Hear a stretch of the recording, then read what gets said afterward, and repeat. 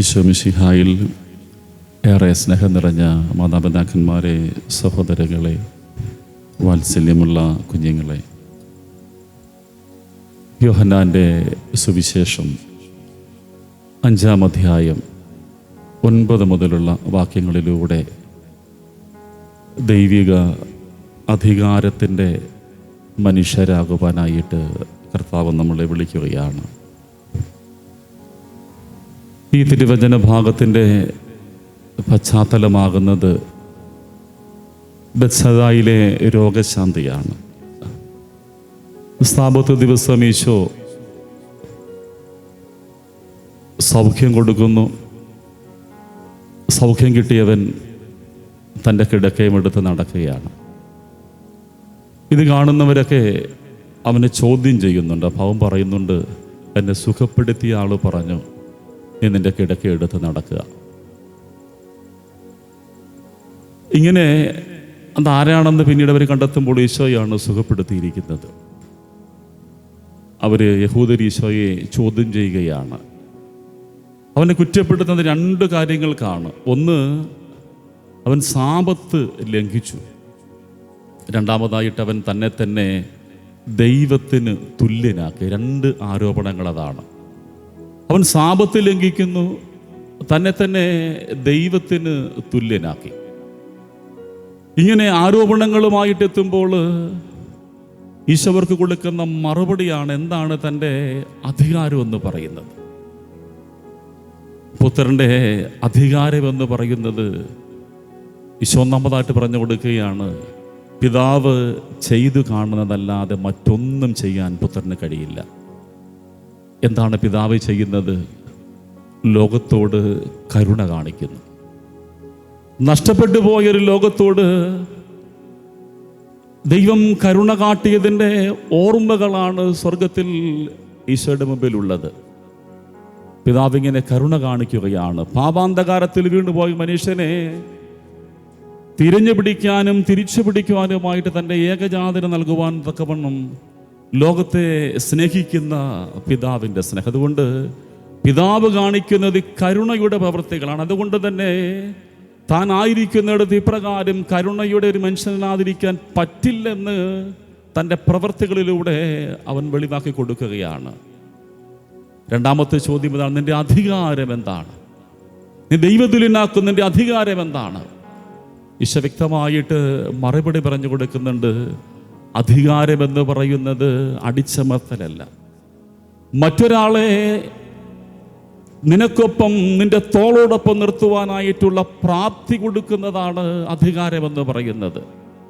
പിടിച്ചടക്കാനും സ്വന്തമാക്കാനും ഒക്കെ കഴിയുന്നതിന് അധികാരമെന്നുള്ളതല്ല ഈശോയുടെ ഭാഷയിൽ. മറിച്ച് തളർന്നു പോയവനെ കാലുകളിൽ എഴുന്നേൽപ്പിച്ച് നിർത്തിക്കൊണ്ട് തനിക്കൊപ്പം തൻ്റെ തോളൊപ്പം നിർത്തിക്കൊണ്ട് സമനാക്കാനും തുല്യനാക്കാനും കഴിയുന്ന ആ ഒരു മനസ്സിൻ്റെ പേരാണ് അധികാരമെന്ന് പറയുന്നത്. അതുകൊണ്ടാണ് ഫിലിപ്പി ലേഖനത്തിൽ വളരെ മനോഹരമായിട്ട് പൗലോസ് പറയും, അവൻ ദൈവസമാനത മുറുകെ പിടിക്കേണ്ട കാര്യമായിട്ട് പരിഗണിച്ചില്ല. തന്നെ തന്നെ ശൂന്യനാക്കി ദാസന്റെ രൂപം സ്വീകരിച്ചു. കുരിശുമരണത്തോളം അവൻ തന്നെ തന്നെ ശൂന്യനാക്കി. കർത്താവിൻ്റെ അധികാരമെന്ന് പറയുന്നത് ഈ ശൂന്യമാകലാണ്, ചെറുതാകലാണ്.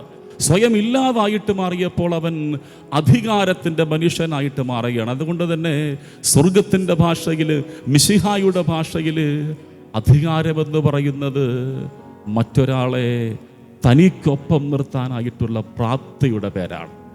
വീണുപോയ ഒരാൾക്ക് വീഴ്ചയുടെ പേരിൽ പിന്നെയും വിമർശനങ്ങളും കുറ്റങ്ങൾക്ക് മേൽ കുറ്റങ്ങൾ ആരോപിക്കാതെ അതിനപ്പുറത്തേക്ക് കരം കൊടുത്തവനെ ഒപ്പം നിർത്തുമ്പോഴാണ് ഞാനും നിങ്ങളുമൊക്കെ ദൈവിക മനുഷ്യരും ദൈവിക അധികാരത്തിൻ്റെ മനുഷ്യരായിട്ട് മാറുന്നത്. നമുക്ക് ചുറ്റും കാണുന്ന ലോകം അധികാരത്തിൻ്റെ വടംവലികളുടെ ലോകമാണ്. കസേരകൾക്ക് വേണ്ടിയുള്ള മൽപ്പിടുത്തത്തിൻ്റെ ലോകമാണ്. ആരെയെങ്കിലുമൊക്കെ ഇല്ലായ്മ ചെയ്തിട്ടും ആരുടെയൊക്കെയോ സൽപ്പേര് നശിപ്പിച്ചിട്ടും അധികാരത്തിൻ്റെ കസേരകൾക്ക് വേണ്ടിയിട്ട് നട്ടോട്ടമോടുന്ന ലോകത്തിൽ മിശിഹായുടെ പ്രമാണം നമുക്കെന്നൊരു ചോദ്യചിഹ്നമായിട്ട് മാറും. കുടുംബങ്ങളിലെ ജീവിതത്തിൻ്റെ ശൈലികളിൽ നമ്മളൊക്കെ പുലർത്തുന്ന മനോഭാവം എന്താണ്? ക്രിസ്തുവിൻ്റെ മനോഭാവം. പൗലോസ് പറയും, ഈശോ മിശിഹായ്ക്കുണ്ടായിരുന്ന അതേ മനോഭാവം നിങ്ങൾക്കുണ്ടാകട്ടെ. എന്താണ് ഈശോ മിശിഹായ്ക്കുണ്ടായിരുന്ന മനോഭാവം? അവൻ അവനൊപ്പമാക്കി മറ്റുള്ളവരെ മാറ്റിയെടുത്തു. നമ്മുടെയൊക്കെ കുടുംബ ബന്ധങ്ങളൊക്കെ ഇന്ന് ശിഥിലമാകുന്നതും പലപ്പോഴും ഒരു തരത്തിൽ, ഞാനിത് പറയുമ്പോൾ ഇരിക്കുന്ന ചെറുപ്പക്കാരി പിള്ളേരെന്നെ മിക്കവാറും കല്ല് വലിച്ചെറിയല്ലേ, ഇന്ന് തുല്യതയുടെ ലോകം എന്നാണ് പറയുന്നത്. ആണും പെണ്ണും ഒക്കെ ഒരുപോലെ. വ്യത്യാസം എന്താ? ഇത് പറയുമ്പോൾ എനിക്ക് ശത്രുക്കളോട് വർദ്ധിക്കാൻ തുടങ്ങിയിട്ടുണ്ട് പള്ളിക്കകത്ത്. കാരണം ഒരു കാലത്ത് നമ്മൾ പഠിച്ചല്ലേ വിധേയത്വത്തിൻ്റെ ഒക്കെ ജീവിതം. ഇന്ന് അതൊന്നും നമുക്കൊന്നും മനസ്സിലാകാത്ത ഭാഷയാണ് തുല്യതയുടെ ലോകം. എല്ലാവരും തുല്യത. അവിടെയാണ് ഈ തുല്യത എന്ന് പറയുന്നത്. എന്താണ്? ഒരാളെ കുറവുകളിൽ തനിക്കൊപ്പം നിർത്താനായിട്ട് പഠിക്കണം. അത് സ്ത്രീയാകട്ടെ പുരുഷനാകട്ടെ. ഈ വിധേയത്വമെന്നും തുല്യത എന്നൊക്കെ പറയുന്നത് കുറവുകളിലേക്ക് വീണ്ടും വിരൽ ചൂണ്ടിയിട്ട് സങ്കടപ്പെടുത്തുകയും ആകുലപ്പെടുത്തുകയുമല്ല. ഞാൻ സമ്പാദിക്കുന്നതിൻ്റെയും എൻ്റെ അധികാരത്തിൻ്റെയും മേൽ, എൻ്റെ ജീവിത പങ്കാളിക്ക് മേൽ കുറേയും കൂടെ സങ്കടങ്ങൾ കൊടുക്കാനായിട്ടുള്ളതല്ല ഈ തുല്യത എന്ന് പറയുന്നത്. എനിക്കേൽപ്പിച്ച, എനിക്ക് നൽകപ്പെട്ട ആളുടെ ജീവിതത്തിലേക്ക് കരം കൊടുത്ത് ഒപ്പം നിർത്തിക്കൊണ്ട് കുറേയും കൂടെ സന്തോഷം പകരുമ്പോഴാണ് നമ്മളൊക്കെ യഥാർത്ഥത്തിൽ ഈ അധികാരത്തിൻ്റെയും തുല്യതയുടെയും ഒക്കെ മനുഷ്യരായിട്ട് മാറുന്നത്. നമ്മുടെയൊക്കെ കുടുംബങ്ങൾ ഇനി ഈ വരുന്ന നാളുകളിൽ ഭരിക്കേണ്ട ഒരു ബോധം അതാണ്. ഇല്ലെങ്കിൽ നമ്മുടെയൊക്കെ കുടുംബങ്ങളിനെ തകർന്നു പോകും. എല്ലാം തുല്യതയെന്ന് പറയുമ്പോൾ അതിൻ്റെ മറുവശമായിട്ട് മാറിയത് എന്താണ്? ഒപ്പം നിൽക്കുക എന്നാൽ കുറവുകളിൽ കരം കൊടുത്ത് കൂടെ നിൽക്കാനായിട്ട് പറ്റണം. ഒരു നല്ലൊരു അപ്പനെ കുറിച്ചൊരു ഓർമ്മയുണ്ട്. കേരളത്തിന് പുറത്ത് പഠിക്കുന്ന ഒരു മകള്, ജീവിതത്തിൽ പഠനകാലത്ത് വല്ലാതെ ഇടറിപ്പോയൊരു പെൺകുട്ടി. അവളുടെ കുറവുകളൊക്കെ വീട്ടുകാരറിയുന്നുണ്ട്. അറിഞ്ഞു കഴിയുമ്പോൾ ഒരു 2 ആഴ്ച അവധിയെടുത്ത് വരാൻ അവളെ തിരികെ വിളിക്കുകയാണ്. അവൾ ട്രെയിനിൽ റെയിൽവേ സ്റ്റേഷനിൽ വന്നിറങ്ങുന്നു.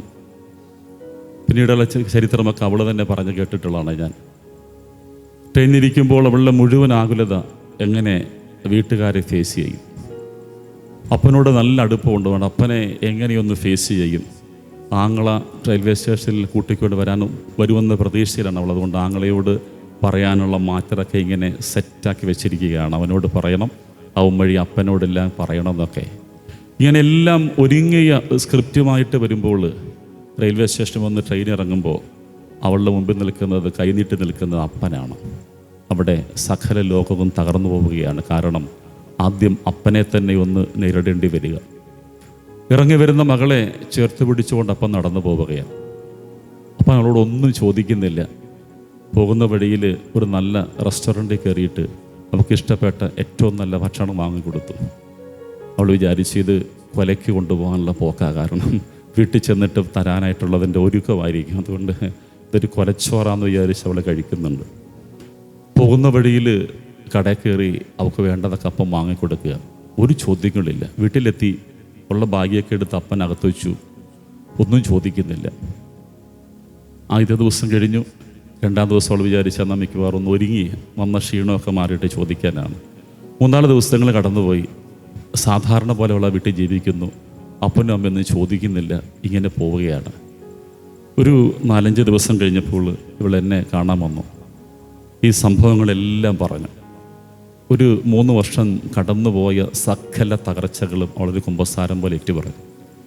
എന്നിട്ട് പറഞ്ഞു, അച്ഛാ എനിക്കിത് പപ്പായോടൊന്ന് പറയണം. പക്ഷെ എനിക്കൊരു ഒരു പറയാൻ പപ്പ എന്നോടൊന്ന് ചോദിക്കുന്നില്ല. നീ എന്താ കാണിച്ചതെന്ന് പറഞ്ഞത് എല്ലാം പറഞ്ഞു കൊടുത്തേനെന്ന് പറഞ്ഞു.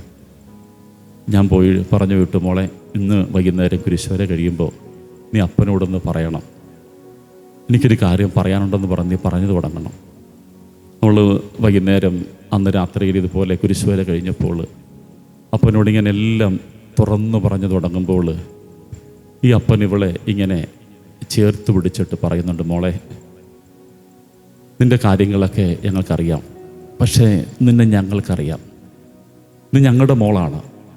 നീ വീണുപോയെന്നൊക്കെ അറിയാം. അതിലുപരിയായിട്ട് നിനക്കെല്ലാത്തിനെക്കുറിച്ചും സങ്കടമുണ്ടെന്ന് എനിക്കറിയാം. പൊട്ടെന്ന് പറഞ്ഞ് തോളിൽ തട്ടി ആശ്വസിപ്പിച്ച് അപ്പൻ ചേർത്ത് പിടിക്കുകയാണ്. പിറ്റേന്ന് പള്ളി വന്ന് അവൾ പറയുന്നൊരു കാര്യമുണ്ട്, അച്ഛാ എന്നെ 100 തവണ തല്ലിയതിനെക്കാട്ടിൽ എൻ്റെ നെഞ്ച് പിടയുകയാണ്. എൻ്റെ അപ്പനിങ്ങനെ ചേർത്ത് പിടിച്ചിട്ട് എൻ്റെ എല്ലാ കുറവ് പറഞ്ഞപ്പോൾ എന്നെ അപ്പനൊപ്പം നിർത്തി. എന്നിട്ട് അവൾ അവിടെ ഇരുന്ന ബൈബിളിൽ തൊട്ടിട്ട് ഒരു വാഗ്ദാനം പോലെ എന്നോട് പറയുന്നുണ്ട്, അച്ഛാ ഇനി മുൻപോട്ടൊരു ജീവിതമുണ്ടെങ്കിൽ തെറ്റിപ്പോകില്ല അച്ഛാ. കാരണം എൻ്റെ വീഴ്ചയിൽ എൻ്റെ അപ്പൻ എന്നെ ഇങ്ങനെ തോളൊപ്പം ചേർത്ത് പിടിച്ച് പോട്ടറി മോളെ എന്ന് പറഞ്ഞൊരപ്പൻ ഇനി മറക്കാൻ പറ്റില്ല, അതൊരു ഓർമ്മയാണ്. ഇതാണ് സ്വർഗം തരുന്ന ബലം. നമുക്ക് ഓരോരുത്തർക്കും സ്വർഗം തരുന്ന ബലം അതാണ്. വീണുപോയ നമ്മളെയൊക്കെ ഇങ്ങനെ തോളോട് ചേർത്ത് പിടിച്ചിട്ട് തമ്പുരാൻ പറയുന്നുണ്ട്, നിൻ്റെ കൂടെ ഞാനുണ്ട്. അതാണ് ദൈവികമായ അധികാരം, പുത്രൻ്റെ അധികാരം. അതാണ് ലോകത്തിൻ്റെ മേലെ ദൈവത്തിനുള്ള അധികാരം. ഈ ബലിയർപ്പിക്കുമ്പോൾ നമുക്കൊന്ന് ചേർന്ന് പ്രാർത്ഥിക്കാം. തമ്പുരാനെ, നിൻ്റെ ദൈവികമായ അധികാരം സ്വീകരിക്കാനും ആ ദൈവികമായ അധികാരം മനുഷ്യരിലേക്ക് സ്നേഹത്തോടെ പങ്കുവെച്ചുകൊണ്ട് ജീവിക്കുവാൻ പഠിപ്പിക്കണേ. നമുക്ക് ബലിയിൽ പ്രാർത്ഥിക്കാം. ദൈവം നമ്മെ അനുഗ്രഹിക്കട്ടെ. ആമേൻ.